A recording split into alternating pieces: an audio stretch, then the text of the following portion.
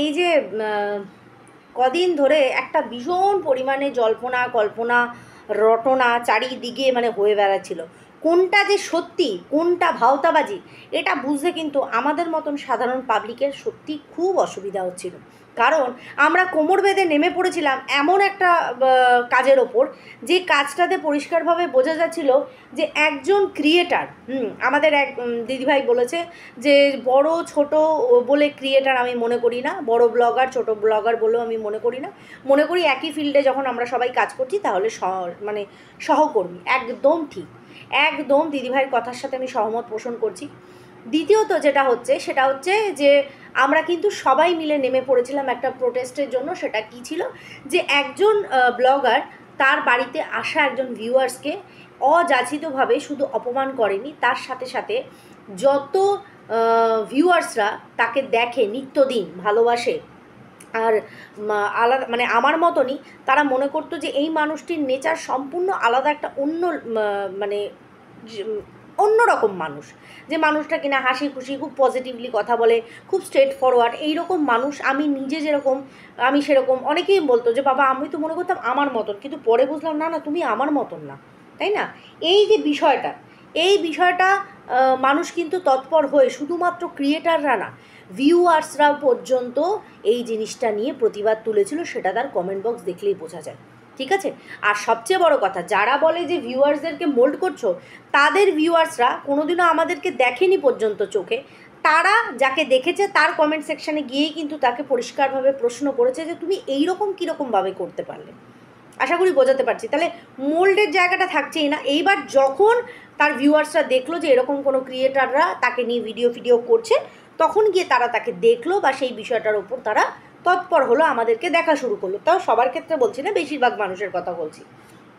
কিছু সংখ্যক, তার তো 4 লাখের 3 লাখের কোঠায় পাবলিক মানে পরিবার, তো সেখানে দাঁড়িয়ে আমাদের তো ন্যূনতম বল। বাট হ্যাঁ, আমি ভীষণ হ্যাপি। আমার এই অল্প সংখ্যক মানুষ, 17,000 17,500 কম না সংখ্যা, ঠিক আছে? সেই মানুষগুলো প্রতিনিয়ত যারা আমাকে দেখছে, এত ভালোবাসা দিচ্ছে। আমার জন্মদিনে আমাকে যে কী স্পেশাল ফিল করালো, মানে আমি ভাবতে পারছি না। মা বাবা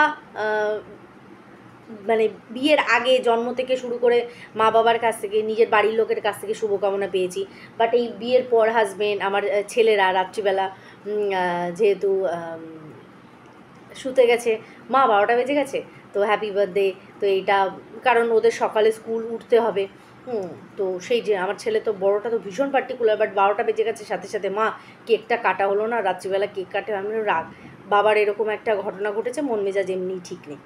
চিনু জেগেছিল। এই যে জিনিসগুলো, এগুলো আমরা ফিল করি। তার সাথে সাথে তোমরা যারা এত উইশ করেছো একদিন আগে থেকে স্টিল আজকে অবধি এত উইশেস এসছে, আমি ভীষণ পরিমাণে মানে কেমন যেন স্পেশাল ফিল করছি।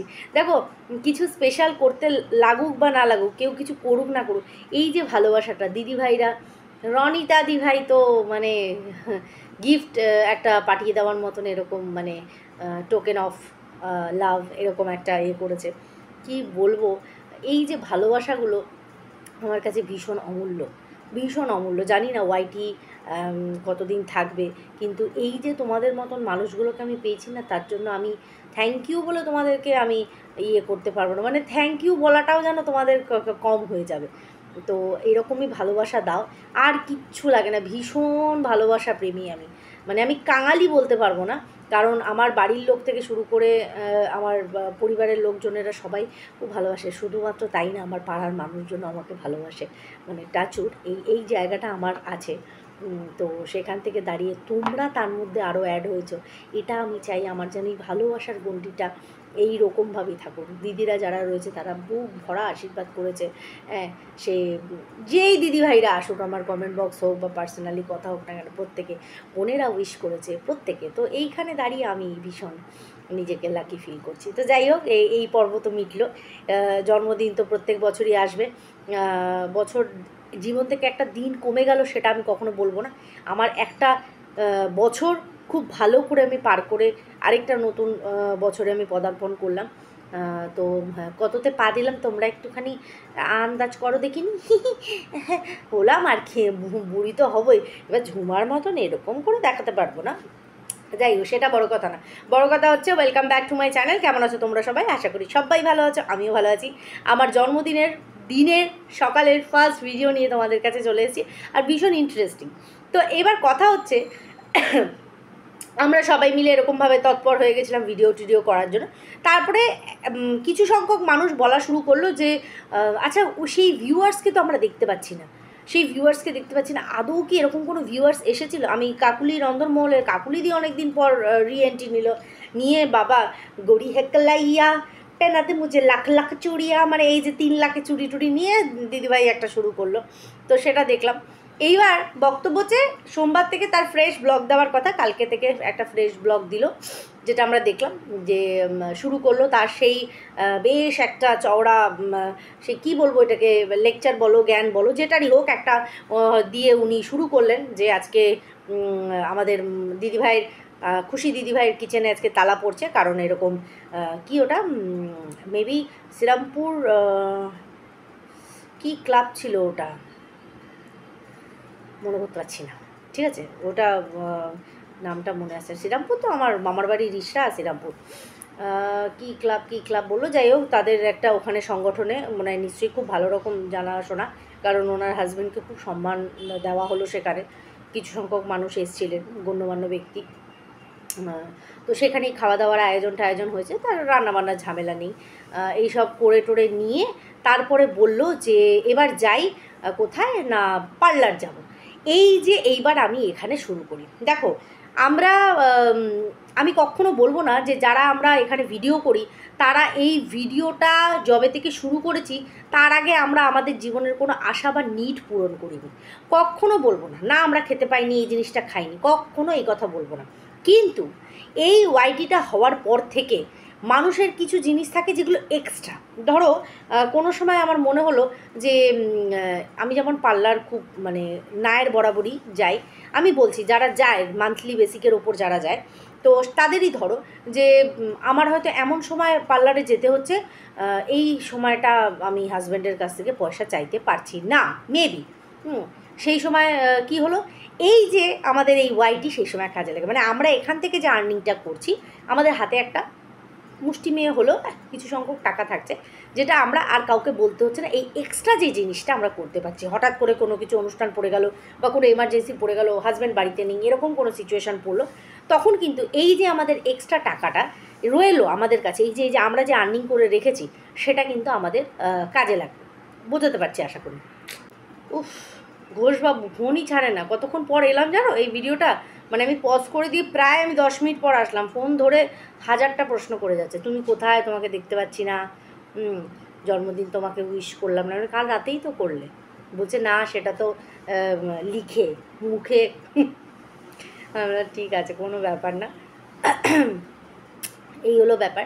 তো যেটা বলছিলাম আর কি সেটা হচ্ছে যে এই জিনিসটা রবটা উঠেছিল যে কে এসছে কেন এসছে। এবার এই দেখো আমরা এই যে ওরা বলল আগের দিনকেও যখন বলছিল যে দেখো এই পিগমেন্টেশনের জন্য এই ক্রিমটা আনিয়েছি 900 টাকা দাম নিয়েছে, তো এই যে এক্সট্রা খরচাগুলো আমরা কোথা থেকে পাচ্ছি, এই ভিউয়ার্সরা যে আমাদেরকে দেখছে সেখান থেকে কিন্তু আমরা কালেক্ট করছি সেই পয়সাটা, আশা করি বোঝাতে পারছি।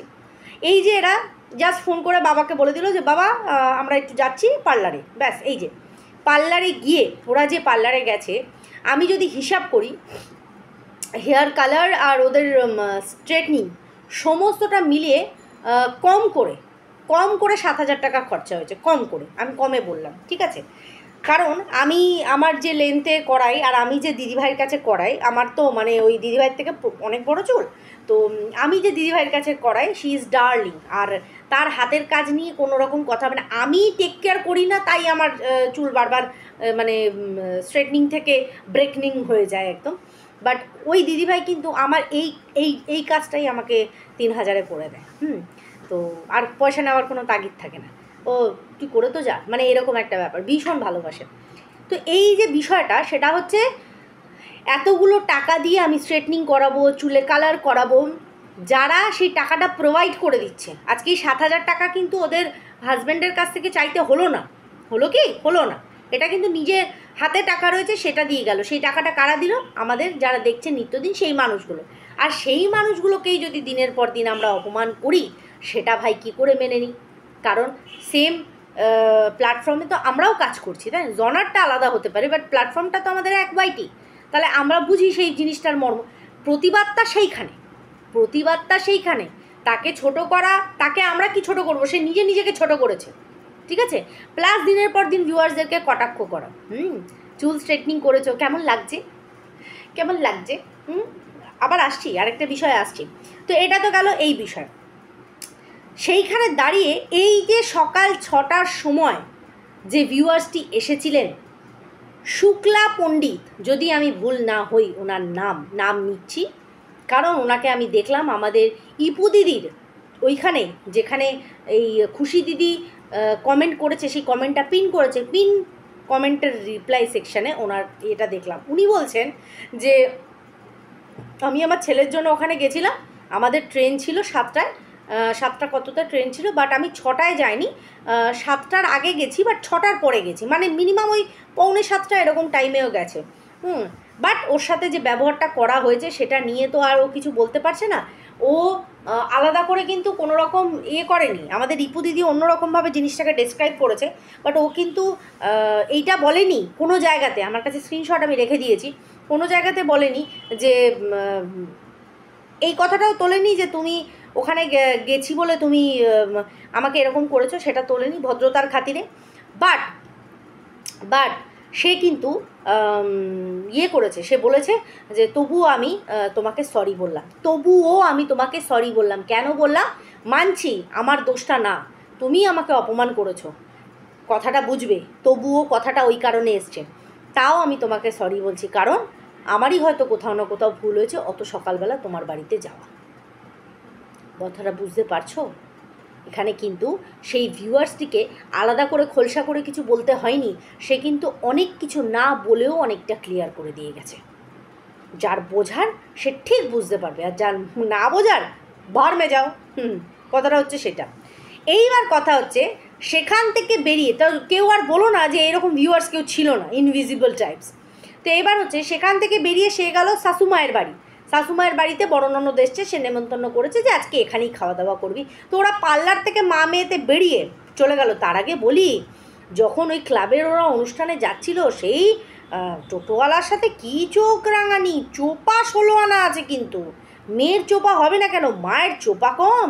চোপাধারী মায়ের, চোপাধারী মেয়ে। দেখো, এটা আমি মেয়েটার খারাপ বলছি না, এটা ওর দোষ না, ও যেটা দেখেছে সেটাই ও রপ্ত করেছে। বোঝাতে পারছি তো? মানে এই খুশি দিদিভাই যে জিনিসটা করে, মানে আমি ওনার ওয়ে অফ টকিংটা দেখলাম, যখন বলছে আমাদের বলতে হবে না, আমরা জানি, আমরা এই যে ধরনটা, ঠিক আছে, আমরাও কথা বলি 10 টাকা বেশি চাইলে দাদা কি বলছেন, আমরা তো এখান থেকে এখানে যাই, আজকে নতুন যাচ্ছি, বলুন তো, ছেড়ে দিন, যেতে হলে চলুন, নালে ছেড়ে দিন। এটা হচ্ছে এক ধরনের কথা। আমাদের শেখাতে আসবেন না, রোজই এখান থেকে যাচ্ছি, 10 টাকা যায় 15 টাকা, আমাদের জ্ঞান দেবে না, এই যে ধরন, দুটো একই কথা, বাট ওয়েটা দুজনেরই আলাদা। বোঝাতে পারছি? সেখানে দাঁড়িয়ে যখন ওই শাশুড়ির বাড়িতে গেল, তোমরা ভাবো 7,000 8,000 টাকা দিয়ে চুল কালার আর স্ট্রেটনিং করালো, অথচ শ্বশুর বাড়িতে গেল খেতে। মানছি নিজেরই লোক, খেতে গেছে, আরে অ্যাটলিস্ট লোকে কিছু না কিছু তো হাতে করে নিয়ে যায়, শাশুড়িটার জন্য কিছু নিয়ে যায়, বা সবার জন্যই একটু ধরে কিছু নিয়ে গেলাম, হ্যাঁ? কিন্তু না, ড্যাং ড্যাং করে খালি হাতে গিয়ে আমাকে ভালো লাগছে মা, আমাকে ভালো লাগছে মা। মায়ের প্রতি কর্তব্য, মায়ের প্রতি কর্তব্য মানে শাশুমায়ের প্রতি কর্তব্য আমরা তো লাস্ট দিন অবধি করেছি, লাস্ট ডে অবধি করেছি। তাতে কি আমাদের কোনো রকম স্বাধীনতায় বাধা বিপত্তি পড়েছে? না, আমার শ্বশুর শাশুড়ি কোনোদিনও হস্তক্ষেপ করেনি।